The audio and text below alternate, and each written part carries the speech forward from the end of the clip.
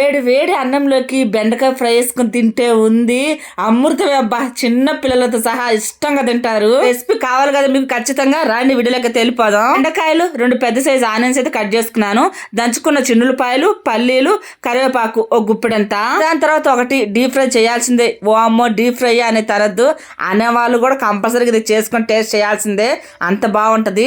పల్లీలు, చిన్నులపాయలు, కరివేపాకు, ఆనియన్స్ ఒకదానమ్మట ఒకటి ఫ్రై చేసుకుని పక్కన పెట్టేసుకుని అవి చల్లారుతా ఉంటాయి. ఇక అంతలోకే మనం పొయ్యి మీద బెండకాయలు వేసుకుంటే మంచిగా ఫ్రై అవుతా ఉంటాయి. ఫ్రై చేసుకున్నాం కదా ఆనియన్, పల్లీలు, చిన్నులపాయలు, కరివేపాకు అవన్నీ కొద్దిగా తీసి మిక్సీ అయితే పట్టుకోండి. కొన్ని పక్కన పెట్టుకోండి. కరివేపాకు కాళ్ళు మీకు ఇష్టమైతేనే వేసుకోండి, లేకుంటే లేదు, అది మటుకు ఆప్షనే. అది వేసుకోవాలని రూల్ ఏం లేదు.